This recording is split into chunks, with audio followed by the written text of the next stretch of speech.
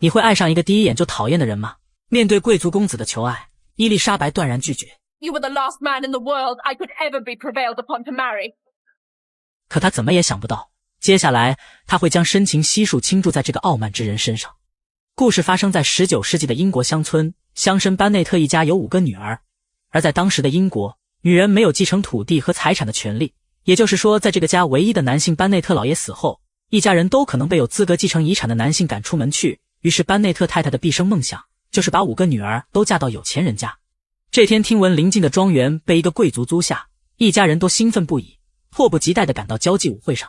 贵族宾利先生一出场便是焦点，无数姑娘都为之倾倒。班内特太太谄媚地上前引荐女儿们，端庄秀丽的大女儿简很快俘获了宾利，两人一见钟情，在宴会上从头跳到尾。与宾利形成强烈反差的是他的朋友达西，传闻中他的身价足以买下半个城镇，然而他异常内向寡言。伊丽莎白邀请他跳舞时，他表现得更是冷淡。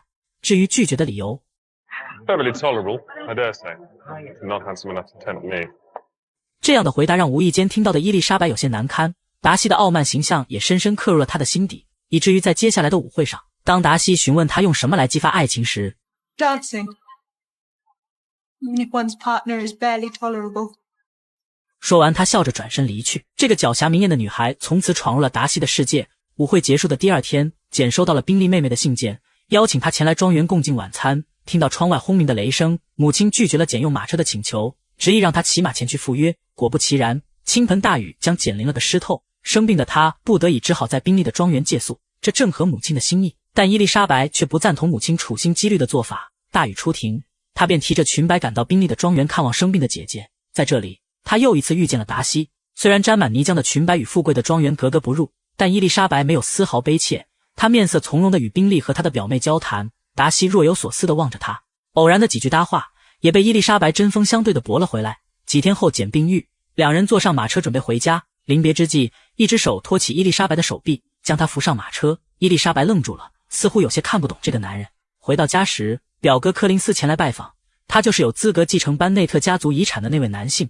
所以即便此人谄媚到丑态百出，席间一直在炫耀自己有贵族夫人凯瑟琳的资助，一家人还是要对他恭恭敬敬。表哥这次前来是想在班内特5个女儿中挑一位做夫人。原本他看中了美丽的简，然而母亲已经打定主意让简嫁入宾利先生的豪门，所以谎称简即将订婚，撺掇表哥考虑一下同样美丽的2女儿伊丽莎白。表哥欣然同意。第2日，几个姐妹上街挑舞会上的丝带，意外结识了年轻英俊的军官维汉。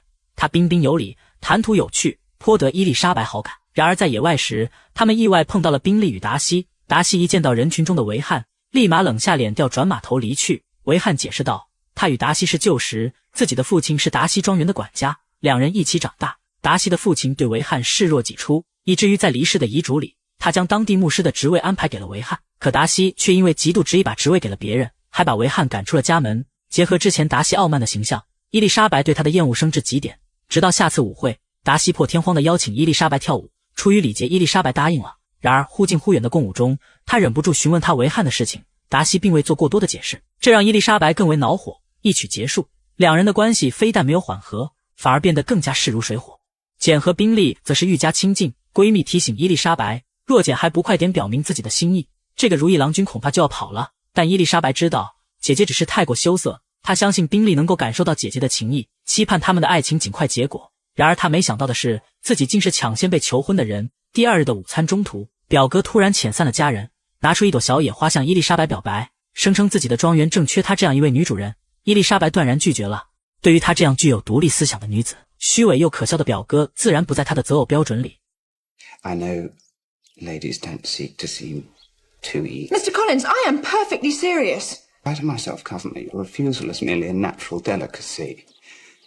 Besides, you should take into account that despite your manifold attractions, it's by no means certain that another offer of marriage may ever be made to you. 表哥以为伊丽莎白是在欲擒故纵，但他实在不懂眼前的这个满脸愤怒的女子，他绝不会故作矜持的假意拒绝，也不会违背意愿的嫁给财富。这桩求婚闹剧中是泡汤了，母亲非常生气。在她看来，表哥家境殷实，还握有班内特家族的继承权，伊丽莎白不仅毁了自己的幸福，还可能给整个家族带来灾难。还好父亲一向开明，他支持伊丽莎白的选择，也相信女儿的判断。然而一波未平一波又起，回到家的伊丽莎白发现几个姐妹有些异常，原来宾利迟迟未能明确简的心意，只好失望地离开了小镇。临行前，宾利妹妹寄来了信件，她告诉简不要妄想嫁给自己的哥哥，他们不可能接受一个出身低微的女子。简备受打击，可伊丽莎白却帮她收拾起了行李，建议她去伦敦的舅舅家暂住，若宾利对她有意，自然会前来拜访。在伊丽莎白的鼓励下，简坐上马车离开了家，日子又恢复了往日的宁静。直到这天，闺蜜找到伊丽莎白，告诉她自己和她的表哥柯林斯订婚了。伊丽莎白不能理解闺蜜为什么愿意嫁给表哥这样的荒唐之人，可闺蜜反驳说自己已经是个27岁的老姑娘了，表哥有庄园，能给自己一个安稳的家，这样就够了。 Don't judge me, Lizzie. Don't you dare judge me. 伊丽莎白陷入了深思中，她开始怀疑自己一向的行事准则，难道她也应该寻一个安稳平庸之人度过一生吗？不久后，闺蜜与表哥顺利成婚，伊丽莎白收到她的邀请前来拜访。当晚，在凯瑟琳夫人的晚宴上，伊丽莎白又遇到了达西，他是凯瑟琳夫人的侄子。对于两人的相熟，凯瑟琳夫人似乎有些愠怒。晚餐后，不顾伊丽莎白的推辞，她强行要求她为大家弹琴。对音乐并不擅长的伊丽莎白只好硬着头皮弹奏。达西主动走过来搭话，解释起在小镇时自己的冷淡，声称自己只是不熟悉舞会上的人，所以有些慢热。但伊丽莎白仍然不吃这一套。然而当天下午，达西又突然拜访她的房间，相比于伊丽莎白的落落大方，她显得拘谨羞涩，犹豫良久也说不出话来，寒暄几句后便匆匆离开了。她异样的神情又一次在伊丽莎白的心中留下涟漪，可随之而来的变故却彻底摧毁了两人之间的情愫。伊丽莎白偶然从达西的朋友口中得知，姐姐简和宾利的感情被达西搅黄了。她不明白达西为什么要多管闲事，亲手毁掉姐姐的幸福。不顾外面瓢泼的大雨，伊丽莎白绝望地跑到了外面，却不想达西跟了上来，还不合时宜地向她表白。 I don't understand. I love you. Most ardent. 可惜时机实在太过糟糕，伊丽莎白还沉浸在对姐姐事情的愤怒中。达西解释道，他只是觉得简并不爱宾利，再加上舞会上班内特一家极尽谄媚的样子，让他不得不怀疑简的接近是否另有目的。伊丽莎白继续问道，那维汉的事情呢？毁了维汉的一生也不是君子所为吧？眼看伊丽莎白对自己的误会如此之深，达西也不再辩驳，他垂下眼眸望着她，似是难以抑制瞬间的心动，但很快又清醒过来。 Forgive me, Madam, for taking up so much of your time. 伊丽莎白愣在原地，似乎也在懊悔刚才过激的言辞。当晚，达西给她送来信件，解释了他耿耿于怀的两件事。原来事实并非维汉所说，父亲死后，维汉拒绝了牧师的职位，继承了一半的家产，但他很快挥霍了个精光。走投无路的他，甚至去勾搭达西年幼的妹妹，对他造成了极大的伤害。另一桩关于姐姐简，他只是出于对朋友的关心，并非有意要拆散他们。望着信纸上刻制的词句，伊丽莎白却久久不能平静，奈何自己当日的言辞太过激烈，他们日后恐怕也再无交集。山野的烈烈秋风拂过她的裙摆，似乎要将一切遗憾悉数带走。这天，伊丽莎白与舅舅舅妈出游，听闻不远就是达西庄园，舅舅想要前去参观拜会，伊丽莎白自是不愿，生怕遇到徒添尴尬，但舅舅却坚持前去，并宽慰他有钱人一般不总待在家里。伊丽莎白只好跟着舅舅来到了达西庄园，望着富丽堂皇的建筑，伊丽莎白自嘲地笑笑。走进庄园，其中内部摆设更是华丽，无数艺术奇珍陈设于此。然而一座雕像吸引了伊丽莎白的注意，雕刻的正是达西的模样。她正望着他出神，突然被一阵琴声吸引，想到达西的妹妹擅长弹琴，伊丽莎白便循声找过去。然而突然出现的男人令她一惊，想要回避却已太晚。伊丽莎白羞愤地跑出去，却还是被达西追上。 I We came were not back a to come day in, early, you some know. business with my steward. 达西解释自己提前一天回来了，得知伊丽莎白明天就要离开，他的眼神流露出鲜明的不舍。当天晚上，他便宴请了伊丽莎白舅舅一家，并介绍他与自己妹妹认识。 My brother has told me so much about you. I feel as if we are friends already. 然而相谈甚欢时，伊丽莎白突然收到了家中的来信，她最小的妹妹竟然和军官维汉私奔了。在当时那个年代，私奔代表着不被承认的私情，会毁了女子一生的清誉。不仅如此，包括伊丽莎白在内四姐妹的清誉同样会受牵连。她们连夜赶回家中，母亲已被气得卧病在床，父亲则给舅舅去信让他帮忙寻找。全家人都焦急地等待着消息。然而不久，妹妹乘着马车回来了，并带回了他们即将结婚的喜讯。她洋洋得意地炫耀着自己的婚戒，丝毫没有在意自己鲁莽的私奔可能给这个家庭带来怎样的打击。伊丽莎白正奇怪维汉为何突然改了主意，愿意将妹妹明媒正娶。多嘴的妹妹便不小心透露是达西找到了他们，并承担了他们婚礼的费用和生活费，这才挽救了班内特一家的声誉。然而这一切他都没有向伊丽莎白透露半个字，这让伊丽莎白更是为从前的偏见感到懊悔。幸运的事情接踵而至，在达西的劝说下，宾利拜访了班内特一家，并勇敢地向大姐简表明了心意。Yes. 1,000 times yes.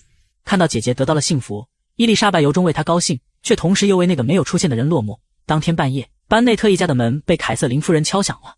他上来就质问伊丽莎白是否勾引了自己的侄子达西，并表示绝不可能让伊丽莎白这种粗鄙的女孩踏入家门。And will you promise never to enter into such an engagement? I will not, and I certainly never shall. You have insulted me in every possible way and can now have nothing further to say. Ask you to leave immediately. I've never been thus treated in my entire life. 这一夜，伊丽莎白辗转难眠，不知是为了凯瑟琳对自己的羞辱，还是内心那番无法言说的情意。天刚蒙蒙亮，她便出门去透口气，恍惚间听见远处传来脚步声，迷蒙的朝雾里，有人从天光中向她走来，那人正是达西。他为昨日姨妈的鲁莽道歉，并再次表达了自己的心意。原来是昨天伊丽莎白给姨妈的回答，让原本灰心的她看到了一丝希望。If your feelings are still what they were last April, tell me so at once.